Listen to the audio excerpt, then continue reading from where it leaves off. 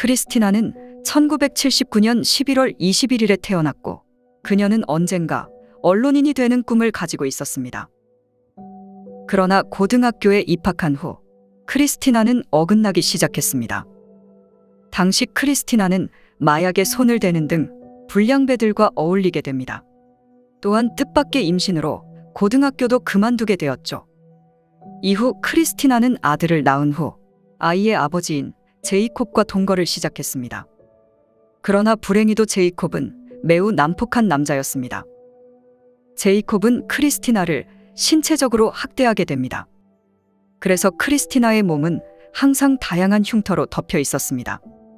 주변인들이 그녀에게 왜 멍이 들었냐고 물으면 그녀는 제이콥 때문이라고 말하며 얼렁뚱땅 넘어갔었죠. 크리스티나의 어머니가 제이콥의 행동을 알게 되자 당장 제이콥을 떠나라고 설득했습니다. 그러나 당시 크리스티나는 제이콥을 너무 사랑해서 그를 떠날 수 없었습니다.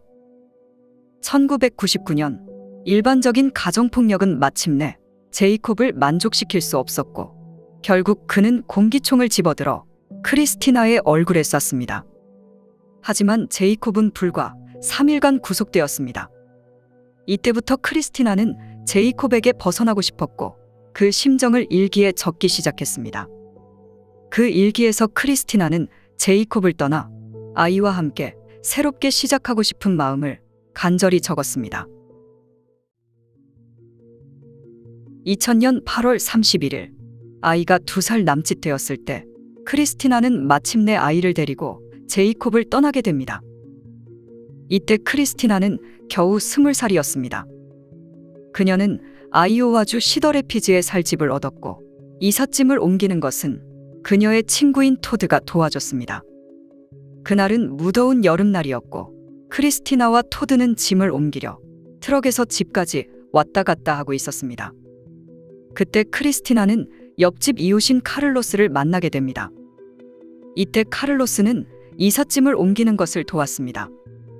그렇게 크리스티나는 새로운 이웃을 알게 되었죠. 9월 2일 크리스티나는 카를로스의 집 문을 두드렸고 이후 크리스티나는 피자를 주문해 카를로스와 그의 아내와 함께 커뮤니티에 대해 대화를 나눴습니다. 9월 4일 월요일 토드는 크리스티나가 약속한 이사비를 받으러 크리스티나의 집으로 향했습니다. 토드가 그녀의 집에 도착했고 초인종을 눌렀지만 그녀는 응답하지 않았습니다. 토드는 창문을 들여다보았고 크리스티나의 2살 된 아기가 혼자 울고 있는 것을 목격하게 됩니다. 토드는 아기에게 손짓해 의사소통을 해보려 했지만 아기는 너무 어려 대화할 수 없었죠.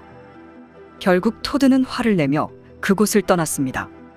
오후가 되자 토드는 다시 그녀의 집을 찾았고 문을 두드렸지만 여전히 응답하지 않았습니다.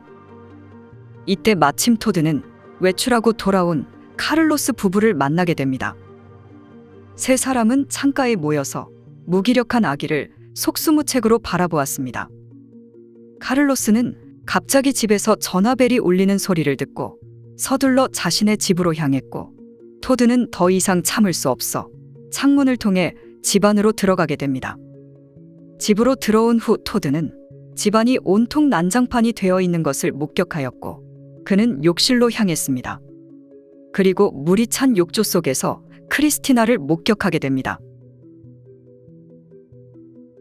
속옷만 착용하고 있던 크리스티나는 얼굴을 아래로 향하고 욕조에 몸을 담그고 있었습니다. 토드는 겁에 질려 옆집 카를로스 집으로 달려갔고 카를로스에게 당장 경찰에 신고하라고 알렸습니다. 카를로스는 그 말을 듣고 충격을 받아 바로 911에 전화를 걸었죠. 경찰이 도착했을 때 크리스티나의 아이는 다른 침실에 있었고 아이는 계속 울고 있었습니다. 경찰은 아이가 24시간 이상 혼자 있었던 것으로 추정했고 범인을 목격했을 가능성이 많았지만 그러나 2살짜리 아이는 아무 말도 할 수 없었죠.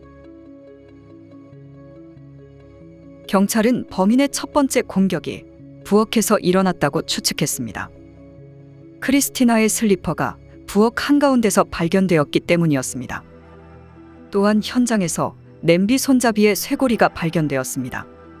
범인이 냄비로 크리스티나를 공격한 것을 알 수 있었죠.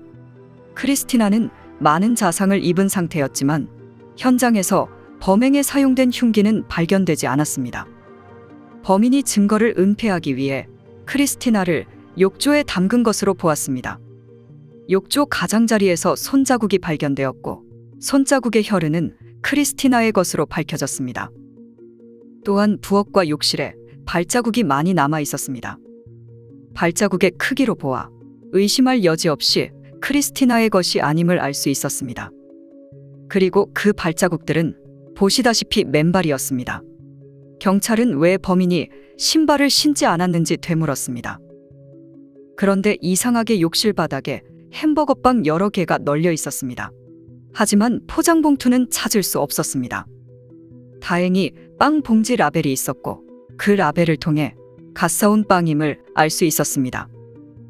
경찰은 범인이 흉기를 가져간 것으로 보았고 흉기에 묻은 혈액이 땅에 떨어지는 것을 원하지 않아 급한 대로 부엌에 있는 빵을 욕실로 가져와 그 빵을 쏟고 빵 봉지에 흉기를 포장한 것으로 보았습니다.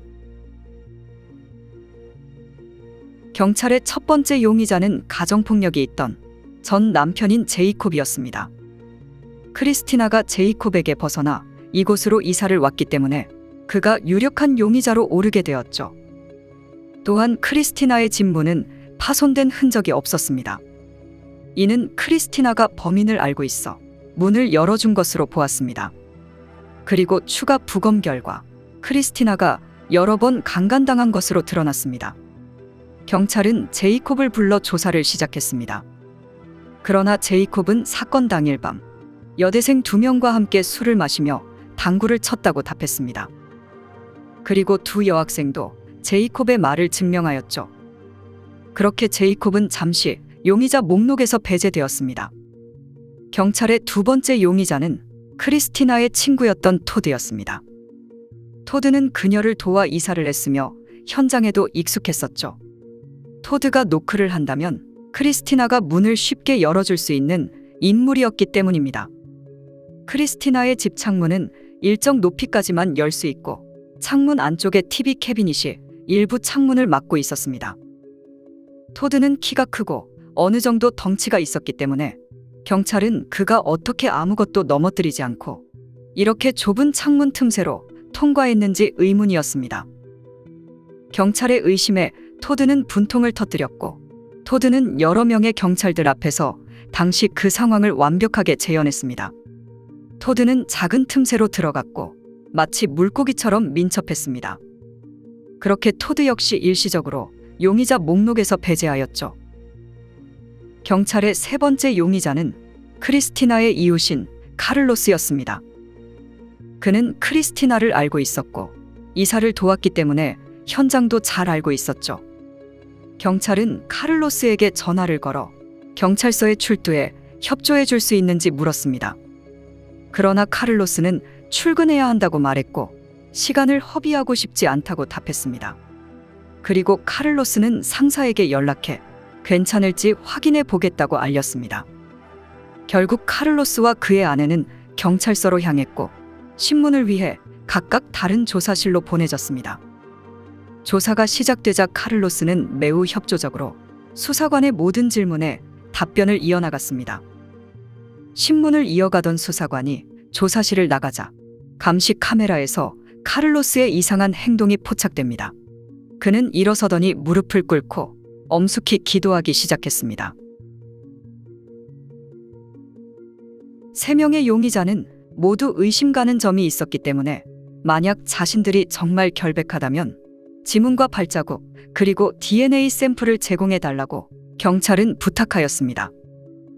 다행히 세 사람 모두 협조에 응했고 그들은 자신의 발자국을 남겼습니다.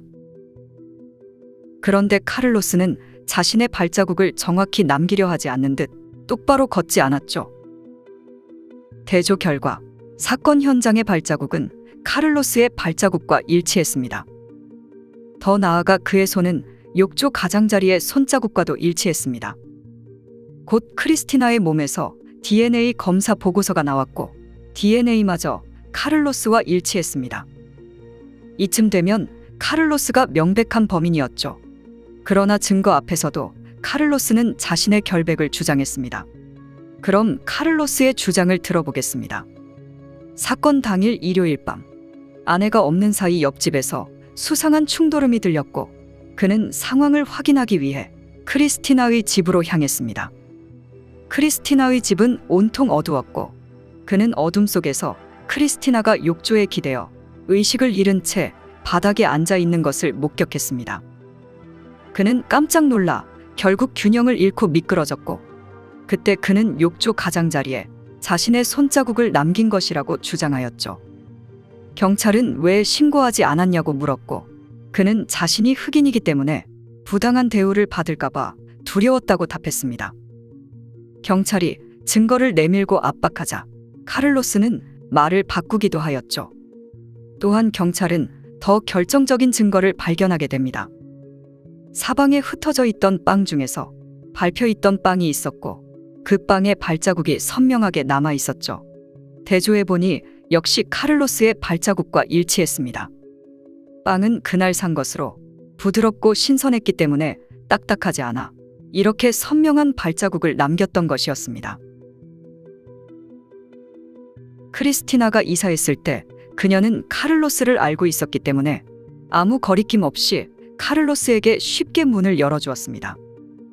이때 이미 카를로스는 크리스티나를 탐하고 있었고 본색을 드러내기 시작했습니다. 크리스티나가 거절하자 그는 부엌에서 냄비를 집어들어 그녀를 공격하게 됩니다. 크리스티나가 기절한 동안 그는 크리스티나에게 몹쓸 짓을 하게 됩니다. 카를로스는 자신이 강간한 사실을 아내가 알게 되는 것이 두려웠습니다. 결국 카를로스는 흉기를 집어들어 잘못된 선택을 하고 말았죠. 그렇게 카를로스는 1급 살인 혐의로 종신형을 선고받았습니다. 2017년 카를로스는 항소했지만 판사는 증거가 충분하다며 그의 항소를 기각했습니다.